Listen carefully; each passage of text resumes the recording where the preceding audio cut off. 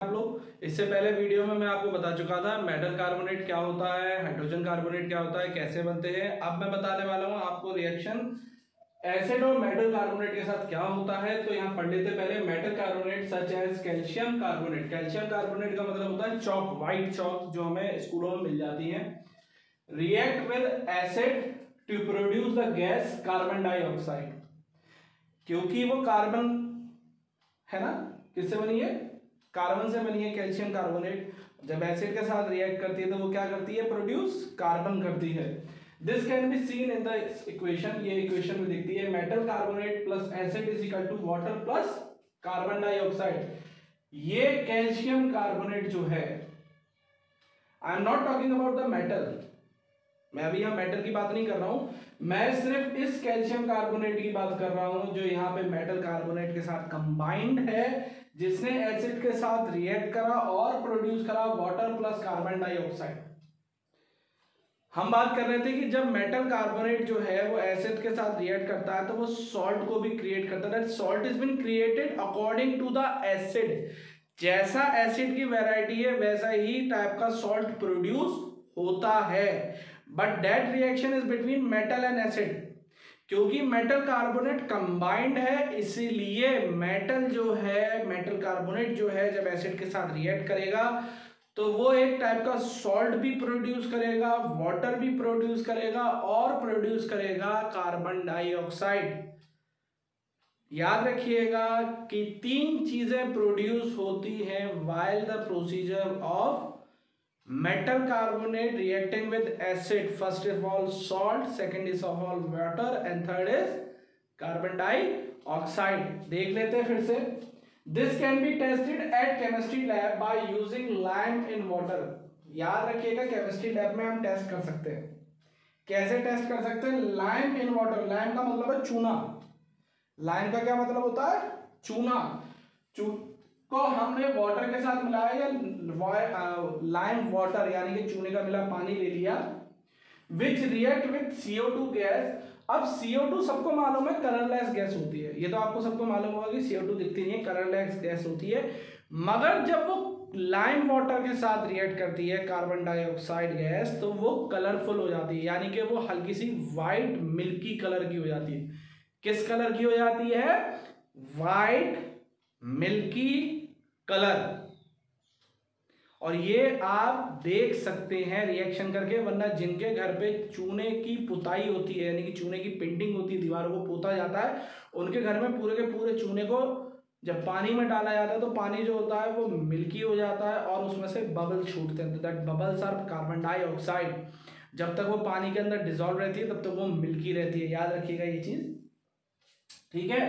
तो CO2 turn from colorless to milky white in color. Now the salt produced depend on the acid that used to produce it. अब ये depend करता है, salt जो produce हुआ है ये डिपेंड करता है एसिड के टाइप पे, वैरायटी पे। जैसे हम हाइड्रोक्लोरिक एसिड और मैग्नीशियम ऑक्साइड को ले लेते हैं फॉर एग्जांपल, तो वो बनाएगा magnesium chloride plus water plus carbon dioxide. तो it is depending on the type of salt. याद रखिएगा मेटल कार्बोनेट और एसिड मिलेगा तो वो क्या प्रोड्यूस करता है? सॉल्ट पहली बात प्रोड्यूस करता है, वाटर प्रोड्यूस करता है और कार्बन डाई प्रोड्यूस करता है। जब कार्बन डाई प्रोड्यूस होती है that is depending on the calcium carbonate और the carbonate compound present in the metal carbonate. यानी कि जो मेटल के अंदर कार्बोनेट की प्रॉपर्टीज हैं उसकी वजह से कार्बन डाइऑक्साइड का प्रोड्यूस हो रहा है। ठीक है, तो पहले आप इसे लिख लीजिए। Thank you very much. अब हम पढ़ेंगे reaction of metal carbonate and metal hydrogen carbonate with acid.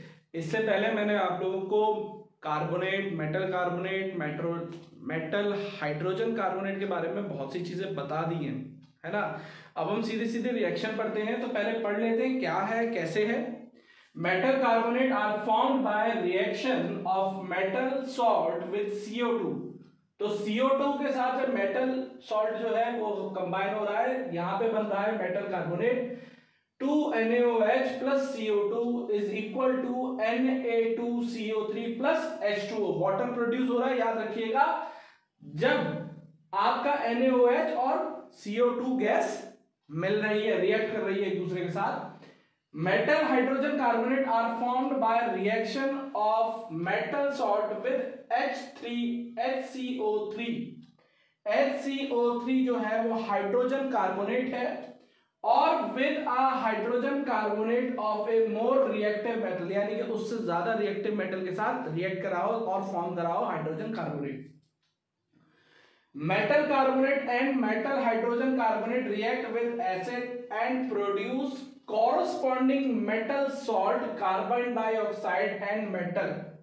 यानी कि चाहे मेटल कार्बोनेट हो चाहे वो मेटल हाइड्रोजन कार्बोनेट हो, दोनों कंडीशंस में उसने प्रोड्यूस करा है मेटल सॉल्ट को, उसने प्रोड्यूस करा है कार्बन डाइऑक्साइड को, उसने प्रोड्यूस करा है वाटर को.